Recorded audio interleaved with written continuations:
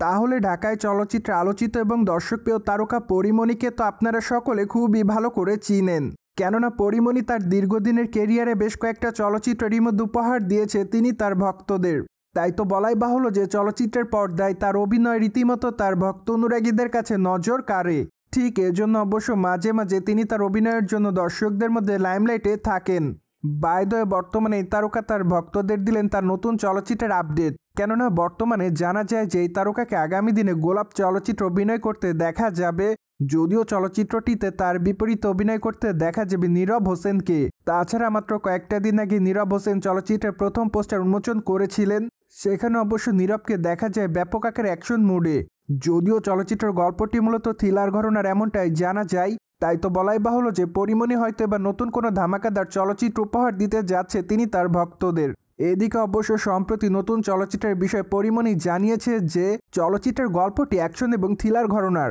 অনেকদিন পর এমন গল্পে কাজ করতে পারাটা আমার জন্য সত্যি সৌভাগ্যের। তাছাড়া এখানে আমার চরিত্রের নানা রকম রূপ দেখা যাবে। পাশাপাশি চলচ্চিত্রের পর্দায় আমাকে রূপা চরিত্রে দেখা যাবে, সেই সাথে আমাকে চলচ্চিত্রের পর্দায় অ্যাকশন মুডেও দেখা যাবে। কেননা চলচ্চিত্রের পর্দায় আমাকে ফাইট করতেও দেখা যাবে। মূলত এই কথাগুলোর পাশাপাশি পরীমণি আরও বলেন চলচ্চিত্রের গল্পে আরও বেশ কিছু টুইস্ট রয়েছে, যা অবশ্য এখনই বলতে চাই না। কেননা এখনই যদি সবকিছু বলে দেই তাহলে অবশ্য চলচ্চিত্রটি মুক্তির পর দর্শকরা আসলে সে সকল চমক মিস করবে। তাই তো আমি দর্শকদেরকে বলবো চলচ্চিত্রটি মুক্তি পেলে চলচ্চিত্রটি সিনেমা হলে গিয়ে দেখবেন। কেননা চলচ্চিত্রটি আপনাদের মনের মতোই হবে বলে দাবি করেন এই তারকা।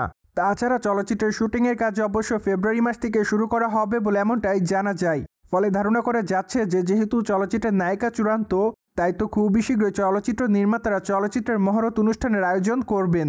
ঠিক তারপর থেকে অবশ্য একটানা চলচ্চিত্রের শুটিংয়ের কাজ করবেন তার এমনটাই জানা যায়। কেননা চলচ্চিত্রটি চলিত বছর ঈদুল আজহাকে কেন্দ্র করে গোটা বাংলাদেশে মুক্তি দেওয়া হবে।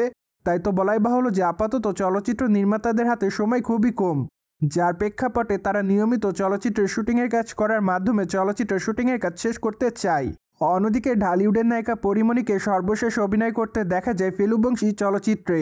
তাছাড়া চলচ্চিত্রটিতে পরীমণি ছাড়াও আরও অভিনয় করতে দেখা যায় মধুমিতা সরকারকে। পাশাপাশি অবশ্য আরও দেখা যায় সোহম চক্রবর্তীকে। তাই তো বলাই বাহুল্য যে অ্যাট দ্য ফার্স্ট টাইম তিন তারকাকে একসঙ্গে দেখেছে চলচ্চিত্রের পর্দায় দর্শকরা। সো ভিউয়ার্স, জেনে তো নিলেন ঢালিউডের নায়িকা পরীমণিকে এবার গোলাপ চলচ্চিত্র অভিনয় করতে দেখা যাবে নীরবের বিপরীতে। ফলে বিষয়টি নিয়ে আপনাদের কোনো মতামত থাকলে কমেন্ট বক্সে জানাতে ভুলবেন না। Subscribe our channel for more update.